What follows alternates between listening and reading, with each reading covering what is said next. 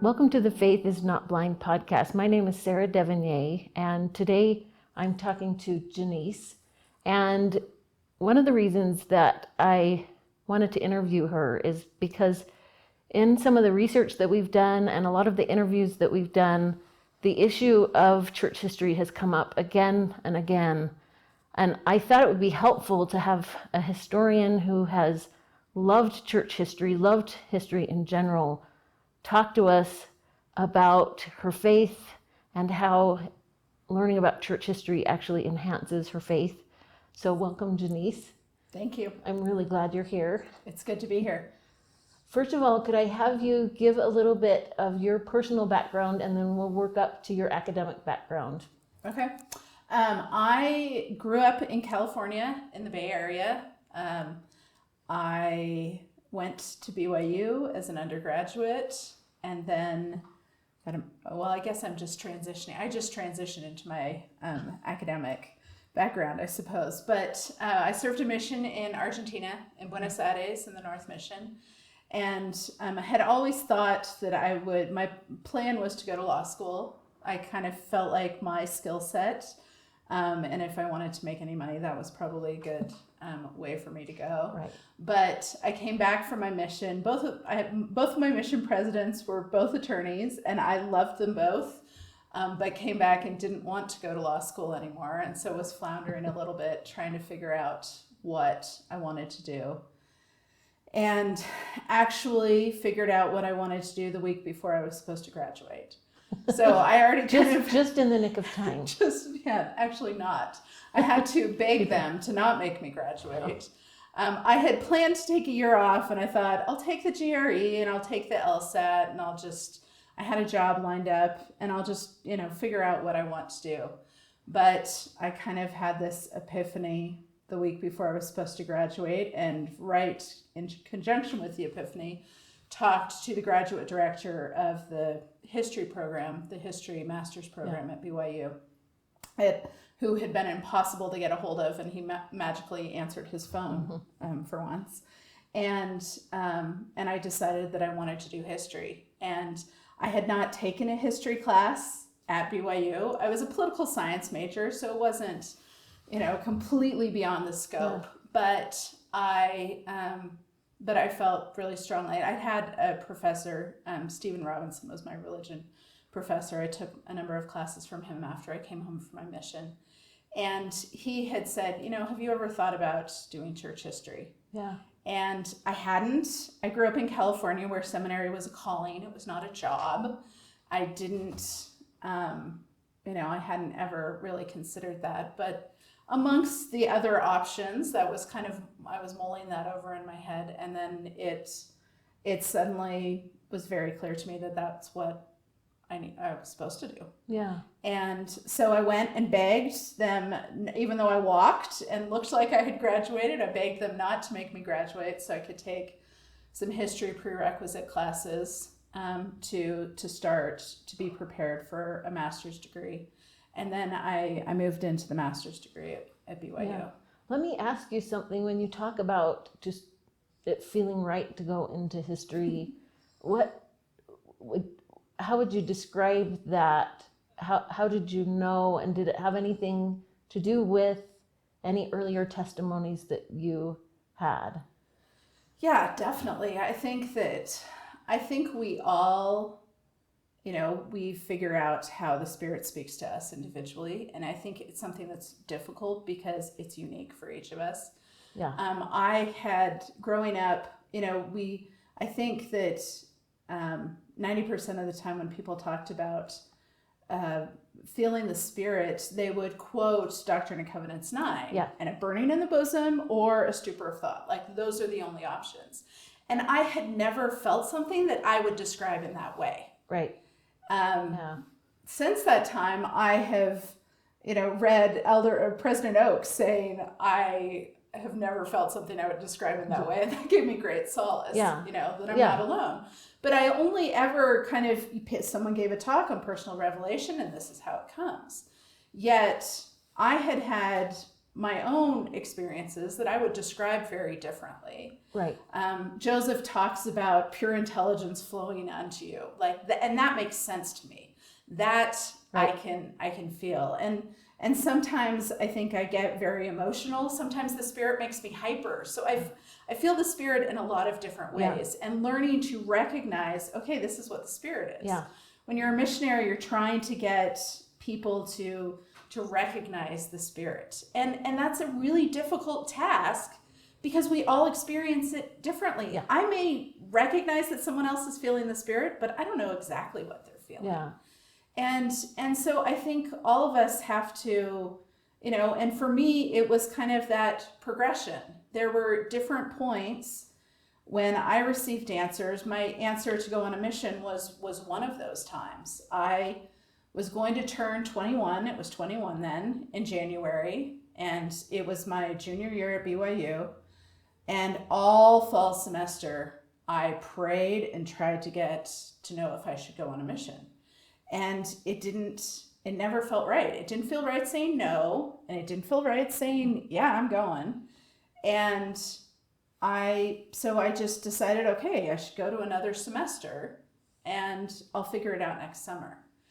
And then right before Thanksgiving, and I think this is a pattern for me figuring out what I want to do with my life, but this set that pattern. And I think that's also another important thing for us to recognize, that the Lord will speak to us in a way that we're going to understand, and sometimes those patterns are repeated in our lives. Yeah. Quite often, the pattern that was set up with my mission is how I get answers. Right. I struggle with something for a long time, and then I get an answer very quickly. And with a mission, I woke up on a Sunday morning and I knew I needed to go on a mission. And this was the Sunday before Thanksgiving. And I went, and I was in a Relief Society presidency at the time, or we had a meeting with the bishop, and he's talking about, what different callings we needed for the next semester. And I said, yeah, I think you need to fill my calling. Yeah. And he said, what's going on? I'm like, and I think a friend that was sitting next to me said, oh no, you don't want to change your mind on this. Yeah. But it came, and that day I talked to him, and I got my papers, which were physical papers. And I called my parents and I told them I was going on a mission and I was cutting my hair. And my mom said, you need to think about cutting your hair. But I remember lying in bed that night going, crap, what if I don't feel this in the morning? What am I going to do if I don't still feel this tomorrow? Mm. And the only way I went to sleep was kind of telling myself, okay, you can undo these things you've done. It's going to be okay. But that has kind of set a pattern for me, and figuring out what I wanted to do in terms of a career. And that moment has been really important to me. I remember that spring I was taking a couple of those history prerequisite classes, and I remember I love spring at BYU because everything's really green and it's also really quiet. You can actually have quiet moments on campus.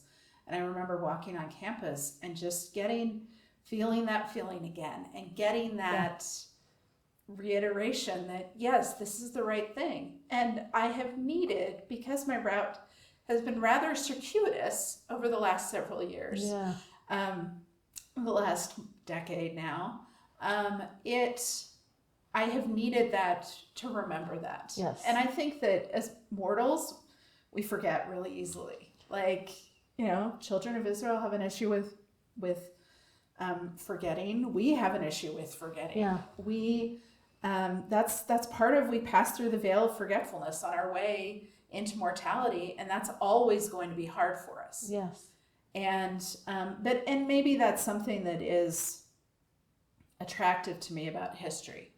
Right. Is that I believe that we don't, perfectly replicate the past, but that we have opportunities to learn from the past. I think the past can help teach us about ourselves. Yeah.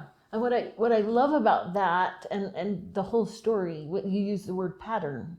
So the pattern for you might be different from the pattern from somebody else. And that is very historical. we can't assume that our present will repeat the past. And so I think you establishing that pattern of knowing how the Lord speaks to you before you chose to go into history helped you know how to deal with church history, which is very beautiful. Sometimes a circuitous path can actually be helpful and beneficial. So when you decided to go into church history, how have you dealt with some of the difficult issues? Because there are difficult issues.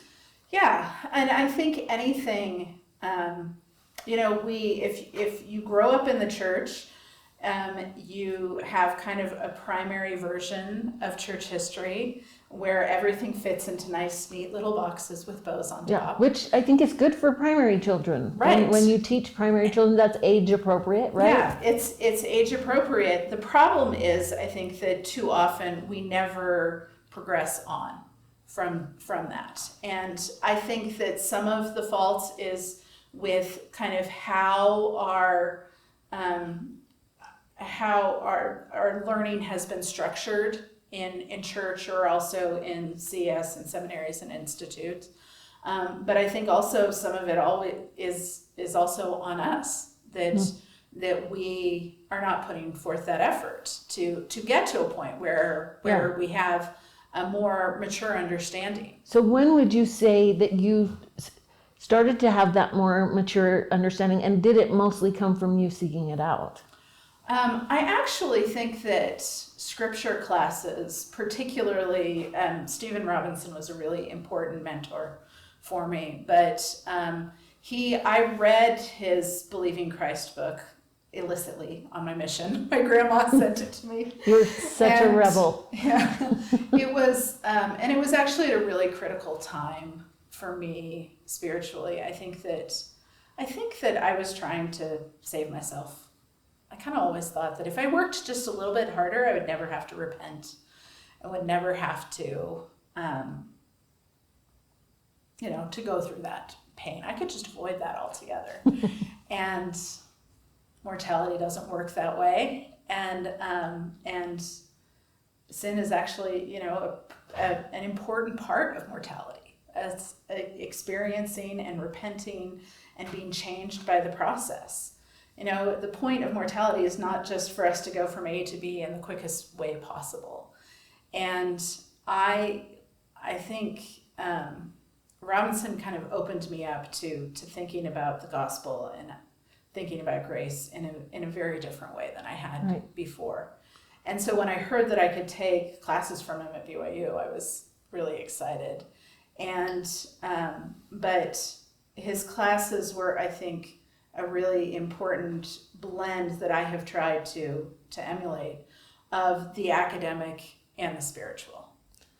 And those classes really opened up for me dealing with some of the ambiguity in the gospel. And just learning to think about scripture more deeply also is going to bring some difficulties. Yeah. And that, I think, prepared me to think about the history of the church in a different way. One of my best friends went on a mission to Kirtland at the same time that I went to Argentina, and we both took a church history class afterwards from someone who told really fantastic stories. But my friend said, yeah, we're not allowed to tell that story. And not so allowed. I kind of, as I was in this class and hearing these really great stories, there was always kind of this little, my friend saying, yeah, maybe it's a little more complex than that, or, and so I think that those things kind of prepared me to deal with a much more mature but a much more complicated narrative. Well, and I think it's interesting, there are echoes of how you felt on your mission with thinking, I need to save myself, I need to do everything myself because I need to have this pristine, perfect record, which is kind of what we expect about history. So discovering that in yourself, and that sometimes it's actually good to work through difficulty, could help you when you started looking at church history as well. Yeah, and I think a critical moment for me. So after I finished my master's degree, I changed my thesis topic rather late in the process, and so there's a theme here. Yes, it's that pattern again. And that should make me not so frustrated with it when I'm in the middle of it, but it doesn't. But I finished kind of a little late in the year, and I was going to have a year before I could move on to a PhD program. And I needed a job. I had done an internship at the Church History Library, and Ron Walker, actually, who was a history professor at BYU, but I'd never had a class from him, needed a research assistant.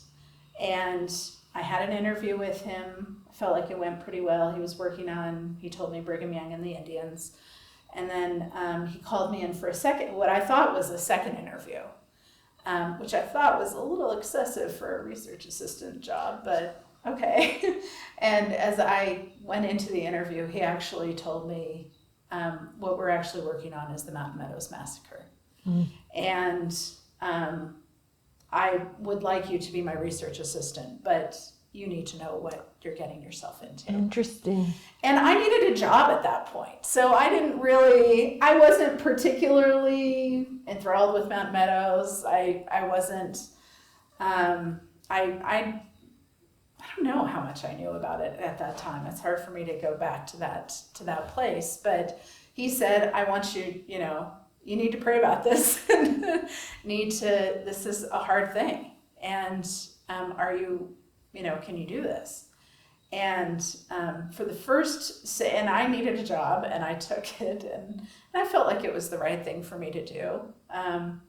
But for the first several months, I was just reading newspapers from the 1870s and these accounts, and I was physically nauseated all the time. And on top of that, they hadn't announced the project publicly yet, and I wasn't supposed to talk about it. And that was a weighty burden. And so I was trying to, and I could talk to the people who were working on the project, which certainly helped. But I've spent more than a decade of my life working on Mountain Meadows, and which I think is the darkest moment in church history, and it was not easy. It wasn't easy. After a time, I was able to kind of focus more on politically what's going on and legally what's going on, and I'm general editor of the legal papers, and so I was more focused on kind of that aspect of it, which was much more manageable. But Rick Turley, who so I worked for Ron Walker for about 6 months, and then he had told me that's how long the job was going to be, and I was still going to have a few months before I went to Vanderbilt in the next fall, and so I'd lined up another job, but you can't write a book in 6 months. They were ridiculous to think that they could. And it wasn't done. And I felt really strongly at that time that I wasn't done with Mountain Meadows. And Ron kind of said, well, you can't do both of these jobs, and I'm going to have to replace you when you're gone anyway. So why don't you go to do this job that you've committed to and do it well this summer? And I was really mad at him because I didn't feel like I was done with Mountain Meadows. And which was right. I came back, I went to Vanderbilt, I went to divinity school, and then came back and got a job working for Rick Turley on John D. Lee has 2 trials leading up to his execution for the Mountain Meadows Massacre, and I worked on that. So for a decade, my life rotated around the Mountain Meadows Massacre. Well, and like you said, that's pretty dark, and there are people maybe who they didn't know there was anything that might be labeled that way in church history when you talked about how difficult that was, personally, how did you keep going? Because some people might ask you, why keep going? Why not just study something else? Why stick with the church? And why stick with those topics? How were you able to keep going?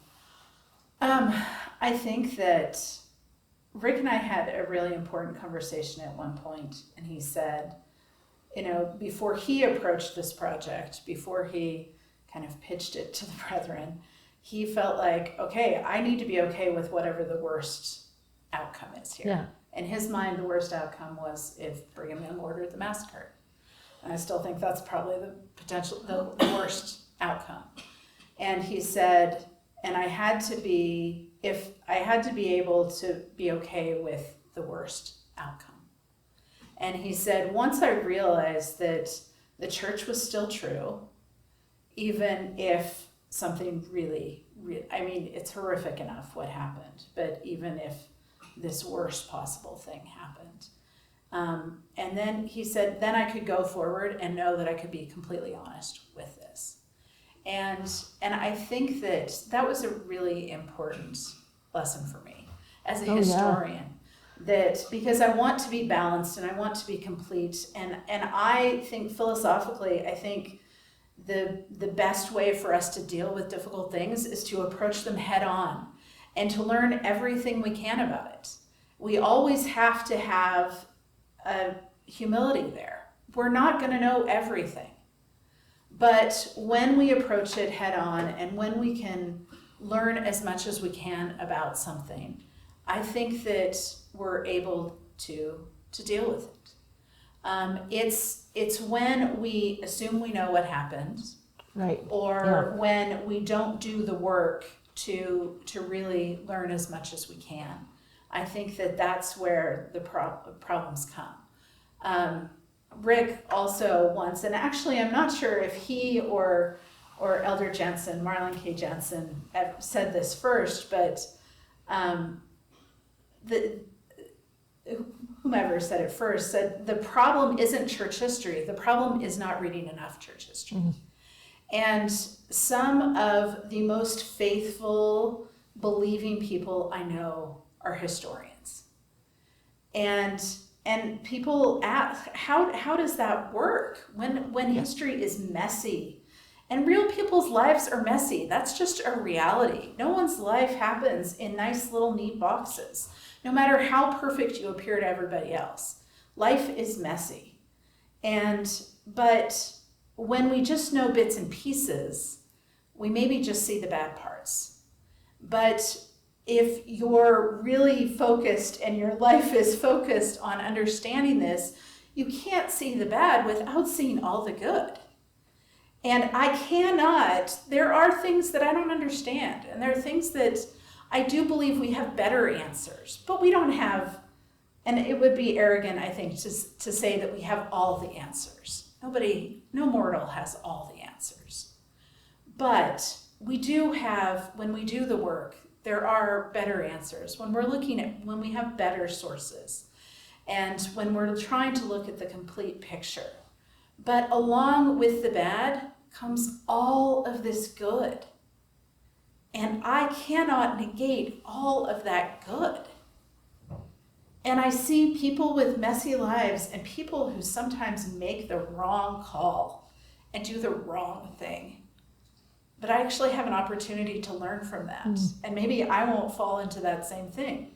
There are plenty of other things that I'm going to fall with and that I'm going to mess up with. But I think the more that we know, the more I think we have to be more humble about it and recognize, there is a chasm of things that I don't understand. But I also think that sometimes that helps us to focus on what we do know and what we do understand. And I know that the Spirit has spoken to me. And I know that the Spirit has made an imprint on my heart. And I have to also trust that the gospel is strong enough for other people to work through those things for themselves. I think sometimes we want to kind of compel people to believe. And that's never going to work. Right. But it's such a good point. I mean, if part of the messiness includes us trying to force people and compel people, that won't turn out well for anyone. So let me ask you the question then, if someone is struggling with particularly church history and the messiness, where would you tell them to go to learn more, first of all, and then how would you help them focus on the good?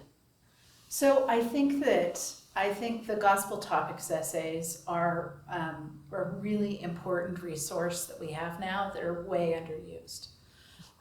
The number of students that I have that have no idea what the gospel topics essays are. Tell people where they can find them, So just if in we go case to they don't know. Yeah. It's not LDS.org anymore. When we go to the Church of Jesus Christ, it's not that either. It's Church of Jesus Christ. You go to that, you get the Hedrikites, not the Hedrikites. You get another group. It's difficult. Go to the church website. Go to the church website, and if you look under gospel topics, every once in a while they change this a little bit, but go under gospel topics, and then under gospel study there is a section. Under gospel study, there's a section on gospel topics. There's also a section on church history. Gospel topics, so in that whole section, there's a paragraph on atonement. It's not particularly illuminating. Expensive, yeah. But there are 13 essays on historical topics that were written by historians who are experts, and then vetted by the whole quorum of the 12 and the first presidency. Yeah. So this is not just one dude's thoughts on this topic. This is something that has gone through a rigorous vetting process. And read those essays and go to the footnotes and read the sources in the footnotes. Yeah. But I would also say, go in conjunction with that, go to the church history website. And I used to work for the church history department, but to offer a plug, they have done this amazing work to gather together these narratives from church history, from the 19th century, but also from the 20th century, from the church as it's expanding internationally. And I think that as we read, we don't just focus on the problem, but we also try to learn more just in general. Yeah. Then we begin to see all of that good. I cannot negate the difficulties that many of the early saints went through.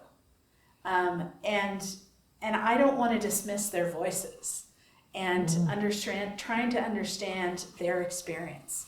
But I also believe that as we understand them better and in a more complete, not just this kind of caricature, this person we put up on a pedestal. Pedestals are useless to me. Nobody can do anything on a pedestal. You can just look pretty. Like, that's it. Prophet, person, woman, anybody, historical figure. People can't do stuff on pedestals. And we're agents, and we are meant to act. And real people's lives, when we act, sometimes that gets messy. Yeah. But the more, when we put in that time and we work, I believe work is an eternal principle, but we're blessed. And we're able to, I think, more fully, I think the grace reaches out to us sometimes before we've done any work, but it all can change us. If we want to know and we want to feel settled about hard questions. I don't have all of the answers, but I have enough that I'm okay and that I can feel peace. Things are still going to be complicated, and some of that messiness isn't going to go until mortality is done. Yeah. But